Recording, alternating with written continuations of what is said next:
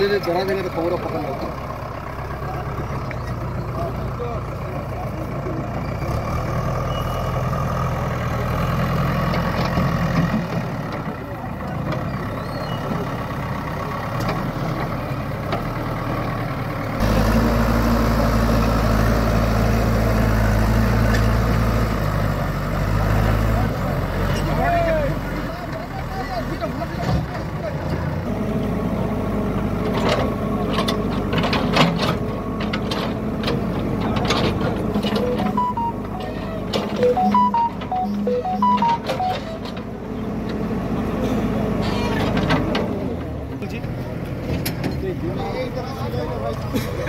जून माउंटটা হাঁটিয়ে দে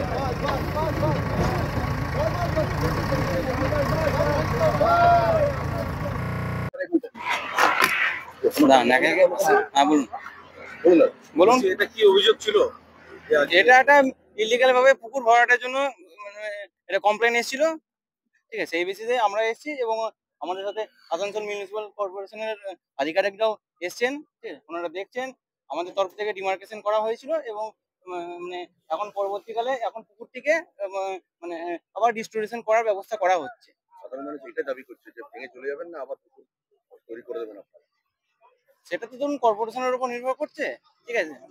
সেটা তো ধরুন অভিযোগ রয়েছে না, সেই ব্যাপারটা আমরা তো ঠিক জানা নেই। ঠিক আছে, ঊর্ধ্বতন কর্তৃপক্ষ আমাদেরকে পাঠিয়েছেন জিনিসটা তদারকি করতে, ঠিক আছে। এবং মানে আধিকারিক আছেন, দেখছেন, পরবর্তীকালে কি অবস্থা হয় সেটা দেখা যাবে। এরকম তো আরো অনেক কি আপনারা পেয়েছেন যে পুকুরে ঘর বানানো হয়েছে না? হ্যাঁ, অনেক রকম কমপ্লেন আসে আমাদের কাছ থেকে, ঠিক আছে। আমাদের তরফ থেকেও মানে মানে মানে যতটা চেষ্টা করা হয় মানে সেগুলোকে আটকানোর এবং মানে মানে তার পরবর্তীকালে মানে যেগুলো মানে স্টেপ নেওয়ার সেগুলো আমাদের অফিস থেকে ঊর্ধ্বতন কর্তৃপক্ষরা নেবেন নিশ্চয়ই। একটা পুকুর ছিল সেটা বোঝানো হলো, এত বড় একটা নির্মাণ উঠে গেল, সেইটার পরে এতদিন পরে কেন ভাঙা হচ্ছে? প্রথম পুকুর বোঝানোর সময় কেন অ্যাকশন নেওয়া হয়? মানে কমপ্লেনের অপেক্ষা কেন করা হয়? দেখুন, আমাদের কাছে মানে যতক্ষণ পর্যন্ত খবর আসে ততক্ষণ পর্যন্ত জিনিসগুলো যদি হয়ে থাকে সেক্ষেত্রে আমাদের আটকানোর তো এটা উপায় নেই, ঠিক আছে। তো সেখান থেকে মানে লোকাল লোকরা মানে আমাদের কাছে কমপ্লেন করেছে, তার বেসিসেই আমরা এসে এখানে, ঠিক আছে। আমার নাম সৌমদী দত্ত, রেভিনিউ। ভালো হয়েছে, যেটা করেছে ভালো করেছে, কারণ রোডের সীমা ছেড়ে আমার পুকুরের পাশে বাড়ি আমার। আমি এখন রাস্তা দিয়ে যাচ্ছিলাম, দেখলাম কর্পোরেশন বা যে প্রশাসনের কাজটা করছে ভালো করছে, কারণ পুকুরকে পুকুর অবস্থা থাকতে দেওয়া যায়। এখানে ছট পূজা হতো, এখানে কেউ মারা গেলে ঘাটে তারা উঠতো এখানে, ঠিক আছে। এবার পুকুরের লোককে বুঝিয়ে দেওয়া হচ্ছে, খুবই অন্যায় হচ্ছে। যেই করছে যার দিকে হচ্ছে ভালো কাজ হচ্ছে।